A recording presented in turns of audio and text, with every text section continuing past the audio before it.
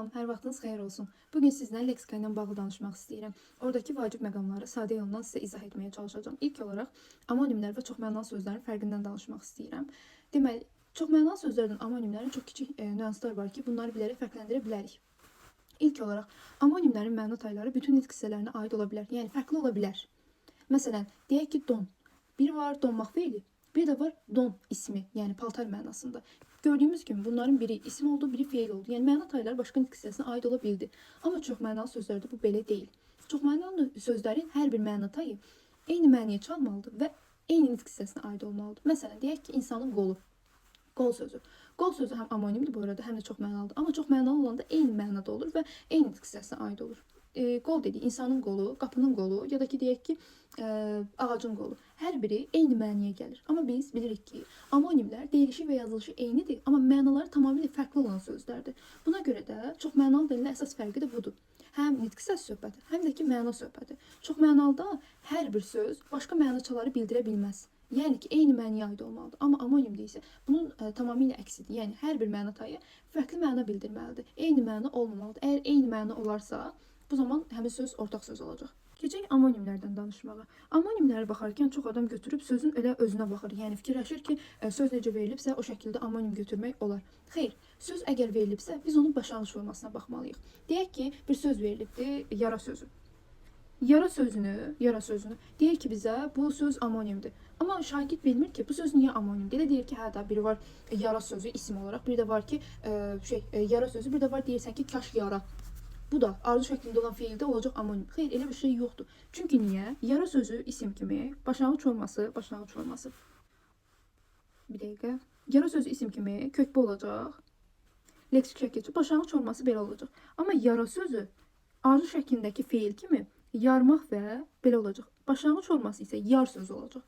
İndi biz necə deyə bilərik? Başlanğıc forması fərqlidirsə bu iki söz amonimdir. Xeyr, bu iki söz bir-biri arasında amonimlik təşkil etmir. Amma yara sözü yaramaq feili olsaydı yaramaq mənasında, kimisə işinə yaramaq mənasında. Belə olsa, o zaman bəli, yara ismindən amonim olacaq. Çünki niyə? İkisinin də başlanğıc forması yara olacaq. Ona görə də bu ikisini amonim götürə bilərik. Deməli, əsas məsələ nədir? Başlanğıc formasıdır. Bəzi sözlərimiz var ki, onların tərkibində uzanma var, amma uzanma nəticəsində fərqli məna bildirir. Məsələn, bəzi sözlərimiz hansılar idi? Əyandır, nərədir, davadır, bəzəndir. Bu sözlər uzanmaya görə fərqli məna bildirə bilir.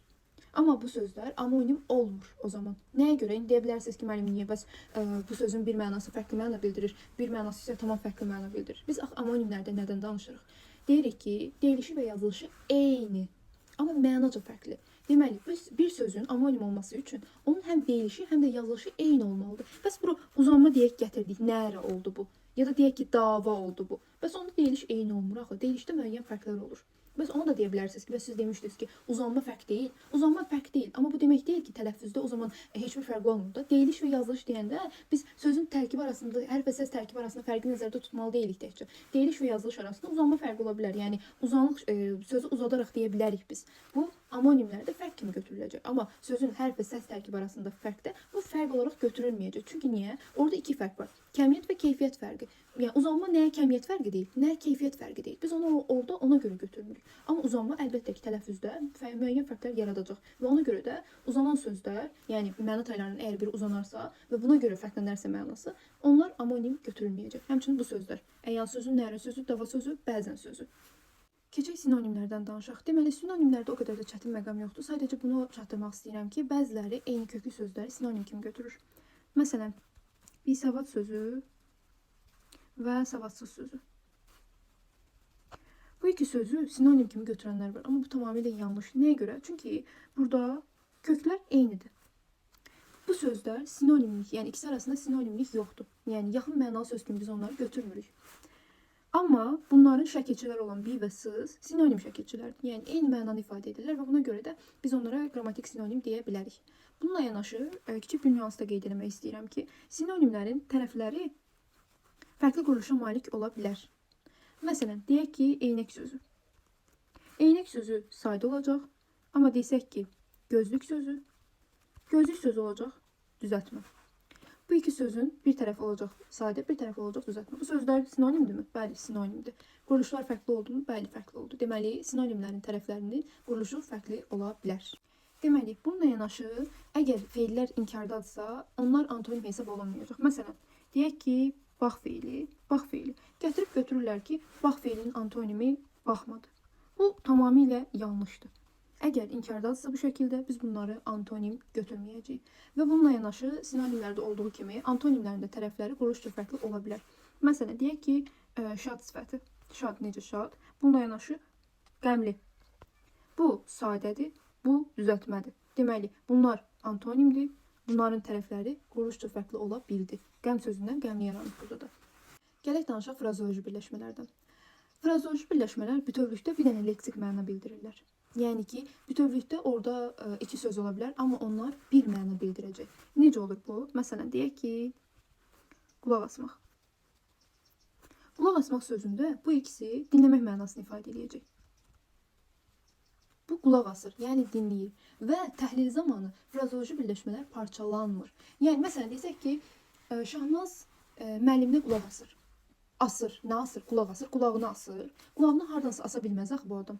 Deməli, bu frazeoloji birləşmədir. Bunu götürüb bir yerdə təhlil eləməliyik biz. Təhlil zamanı hər zaman frazeoloji birləşmə birlikdə təhlil olunacaq. Yəni, bir yerdə götürüləcək. Bununla yanaşı, frazeoloji birləşmələrin amonimi, sinonimi, antonimi ancaq və ancaq frazeoloji birləşmə olmalıdır. Yəni, fərqi yoxdur ki, hər hansı bir frazeoloji birləşmə olsun, götürüb deyə bilmərik ki, onun həqiqi mənası, onun amonimi, sinonimi, antonimidir. Xeyr, belə bir şey yoxdur. Məsələn, yola düşmək. Deyək ki, yola düşməkdə, bir dəqiqə silim.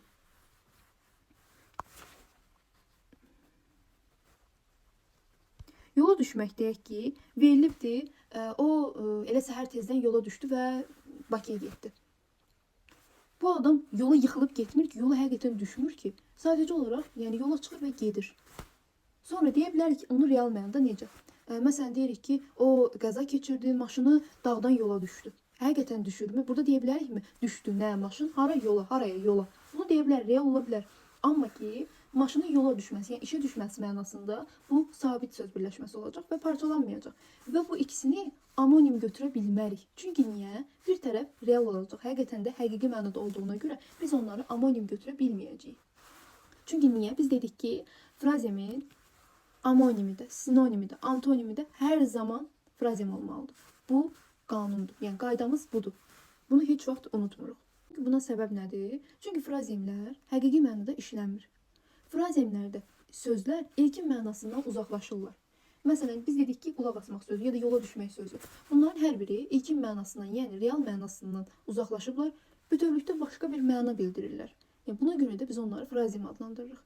Bunları yaddan çıxartmayaq. Video bu qədər idi dostlar. Səbəb isə leksika bölməsi bir o qədər də geniş bölmə deyil, amma bir o qədər də çətin bir bölmədir. Səbəb isə biz leksikada daimi şəkildə lüğətlərlə işləməliyik.